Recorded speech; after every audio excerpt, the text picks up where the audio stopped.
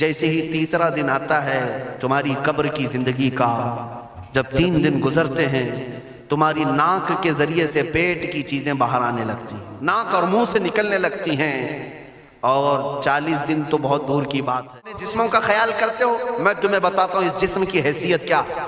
یہ جو چمڑی ہے اس کی حیثیت کیا ہے، یہ جو گوشت پوست ہمارے جسموں پر ہے اس کی حیثیت کیا ہے پتہ ہے تمہیں؟ اس کو سجانے کے لیے عورتیں 2-2 گھنٹہ شیشے کے پاس کھڑے ہو کر میک اپ کرتی رہیں۔ اب عورتوں کی طرف سے یہ میک اپ، لالی پاؤڈر اور کنگھیاں بالوں کو سجاتے رہے، اور تم اپنی باڈی کو بناتے رہے جیم میں جا جا کر کے۔ اب اس جسم کی حیثیت سنو، جس دن روح نکلی تمہارے جسم سے اور جب جنازہ لے جایا گیا، قبر میں تمہارے سب سے عزیز لوگ رکھ کر کے آتے ہیں، تختیاں قبر کی بند کر کے آتے ہیں، اتنی چھوٹی قبر کہ کروٹ لینے کی بھی جگہ نہیں ہوتی، ہاتھ پھیلانے کی بھی جگہ نہیں ہوتی۔ آج اپنے پلنگ پر سو کر کے دیکھو، کسی کا ہاتھ ٹچ ہو رہا ہے تو نیند نہیں آتی، لیکن قبر میں اتنی تاریک جگہ پر، چھوٹی سی جگہ پر، تنگ جگہ پر چھوڑ دیا جاتا ہے کہ مردہ کروٹ بھی نہیں لے پاتا، پھر پلس اس کو اوپر سے نیچے سے پیٹ سے باندھ کر کے رکھ دیا جاتا ہے۔ تمہیں پتہ ہے اب حکماں نے جو لکھا ہے وہ سنو بزرگوں نے، جیسے ہی تیسرا دن آتا ہے تمہاری قبر کی زندگی کا، جب 3 دن گزرتے ہیں تمہاری ناک کے ذریعے سے پیٹ کی چیزیں باہر آنے لگتی ہیں، منہ کے ذریعے سے آنتڑیاں یا جو بھی اندر کا لیکویڈ ہے سب باہر آتا ہے۔ 5ویں دن کان کے اندر سے بھیجا نکلنے لگ جاتا ہے۔ یہ جو بھیجا سر کے اندر ہے وہ ختم ہو کر کے سڑ کر کے پیپ کی شکل میں کانوں سے باہر آنے لگ جاتا ہے۔ ناک اور منہ سے پیٹ کی چیزیں، کلیجہ، خون بن جاتا ہے، دیگر چیزیں سب کان اور ناک اور منہ سے نکلنے لگتی ہیں، اور 40 دن تو بہت دور کی بات ہے، 8ویں دن اس کا پیٹ پھٹ جاتا ہے، پیٹ پھولتے پھولتے پھٹ جاتا ہے، اور جیسی پیٹ پھٹتا ہے قبر میں کیڑے پیدا کیے جاتے ہیں۔ تم 1000 کوشش کر لو لیکن وہ کیڑے اسی کے لیے پیدا ہی کیے جاتے ہیں، ان کی غذا ہے۔ وہ ناک سے نکلا ہوا گودا، منہ سے نکلا ہوا گودا کھانے کے لیے کیڑے جمع ہو جاتے ہیں، پورے جسم پر طاری ہو جاتے ہیں۔ پیٹ جب پھٹ جاتا ہے تو اتنی شدید تعفن والی بو آتی ہے کہ قبریں بند ہوتی ہیں، ورنہ کئی لوگ صرف بو سے بیمار ہو جاتے ہیں، کئی لوگ۔ اور یہی ہمارے جسم کی حیثیت ہے، یہی ہمارے جسم کی حقیقت ہے۔ اور چند دن گزر جاتے ہیں کہ اس کی آنکھوں کی پتلیاں لٹک کر کے باہر نکلتی ہیں، اس کی آنکھوں کی پتلیاں باہر آ جاتی ہیں اور گڑے پڑ جاتے ہیں۔ اب جو جسم کے اوپر موجود گوشت ہے اس کو چونٹیاں، مکوڑے اور کیڑے کھانے لگ جاتے ہیں، کھاتے کھاتے 2-3 مہینے کے اندر اس کو صرف اور صرف ڈھانچے کی شکل چھوڑ دی جاتی ہے، ہڈیاں باقی رکھی جاتی ہیں۔ جن بالوں میں تم کنگھیاں کرتے ہیں ان بالوں کی جڑوں میں پیپ پیدا کیا جاتا ہے، ہر بال کی جڑ پیپ بہاتی ہے۔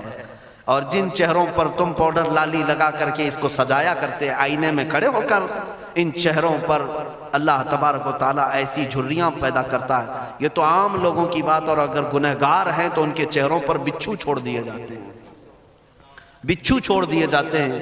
کئی لوگوں کی قبروں پر سانپ ان کی ناک کو ڈستے رہتے ہیں اور ان کا گودا پیتے رہتے ہیں۔ سانپوں کا عذاب، بچھوؤں کا عذاب، یا قبر کے عذاب کے ساتھ یہ جسم گلا دیا جاتا ہے، ہڈیوں کے سوا کچھ نہیں باقی رہتا۔ تم کیا سمجھتے ہو مرنے کے بعد احساس نہیں ہوگا؟ مرنے کے بعد ہر درد کا احساس دگنا کر دیا جائے گا۔ آج زندگی میں جتنا تمہیں چونٹی کاٹنے سے درد ہوتا ہے، مرنے کے بعد یہ درد 10 گنا زیادہ بڑھ جائے گا، تمہیں اور درد ہوگا، اور درد ہوگا۔ یہی جسم جو کیڑوں کی غذا بن گیا، کفن ختم ہو گیا، ہمارے جسم میں پیٹ کا گودا باہر آ گیا، آنکھوں سے کانوں سے ساری چیزیں لکوڈ ختم کر دی گئی، بھیجا کانوں سے بہہ کر کے نکل آیا، بچا کیا ہمارے پاس؟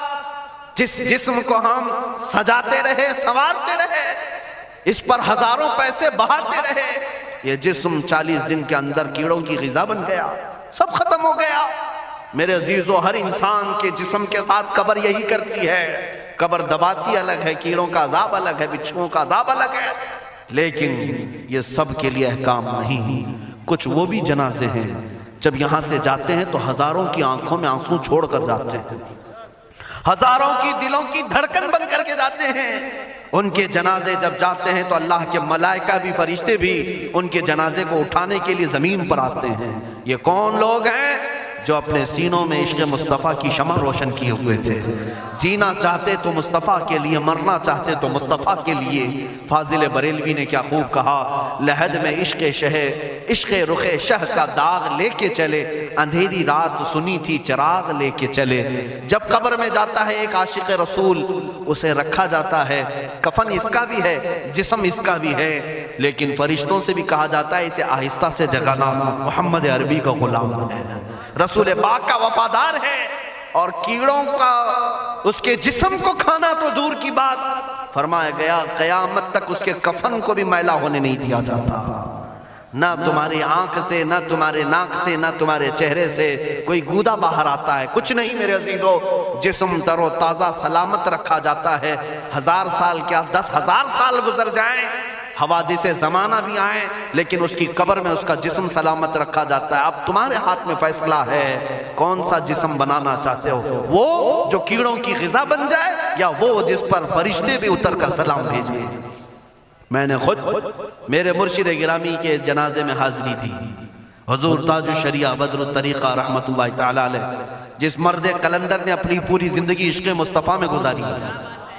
آج تم نعرے لگاتے ہو تاج الشریعہ تاج الشریعہ، ان کے شب و روز دیکھے تھے کبھی؟ ان کی صبح اور شامیں دیکھی تھی کبھی؟ بہت پیر ہوں گے جو باہر پیر ہوں گے، اندر پیر ہوں گے، لیکن تاج الشریعہ کو میں نے اندر بھی دیکھا ہے، باہر بھی دیکھا ہے. آنکھیں بند بھی ہوتی، آنکھوں سے اگر کوئی چیز نظر بھی نہیں آ رہی ہوتی، تب بھی اتنا خیال ہوتا کہ کہیں سطر تو نہ کھل گیا ہو، کہیں پائجامہ اوپر تو نہیں ہو گیا ہو. سونے کے حالت کی بات کر رہا ہوں، کوئی نہ ہو تب بھی یہ خیال باقی رہتا. کون سا ایسا دن گزرتا جب وہ دلائل الخیرات نہیں پڑھ رہے ہوتے، قصیدہ بردہ شریف نہ پڑھ رہے ہوتے. ہزاروں سفر کی مصروفیات کے باوجود حضور پاک کی محبت کے نغمات میں کوئی کمی نہیں آئی.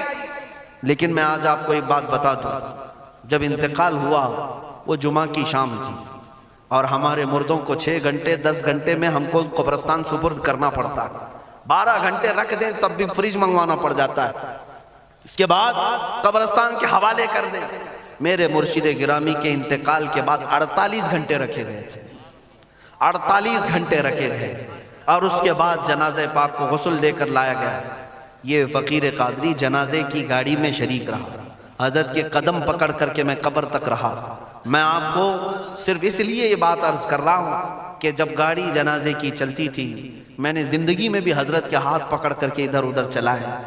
حضرت کے ساتھ جب جانا ہوتا تو بازوؤں کو ہم تھامے ہوتے، ہم کیا چلاتے، ہمیں وہ خود چلا رہے ہوتے، لیکن یہ ہم برکت کے لیے پکڑے ہوتے. جو نرم و ملائم جسم تھا، میں نے وفات کے بعد جنازے میں کھڑا ہو کر کے دیکھا، قدموں کو پکڑ کر نہ نرمی میں کمی آئی، نہ ملائم ہونے میں کوئی کمی تھی. اور جب گاڑی آگے چلتی تھی،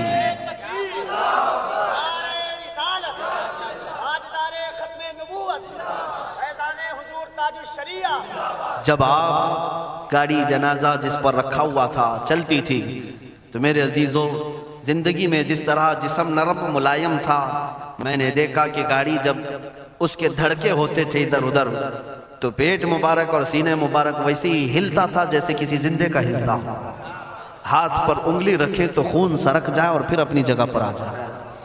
یہ کوئی مبالغے کی بات نہیں کر رہا ہوں، یہ آنکھوں سے دیکھی ہوئی چیز ہے. اور قبر انور میں رکھنے کے بعد جب ان کے صاحبزادے اور داماد نکل کر کے آئے، تو تھوڑی دیر کے بعد ہم نے دیکھا کہ چہرہ خود بخود قبلے کی طرف تھا. ہم اپنے مردوں کو رکھواتے ہیں، لیکن اس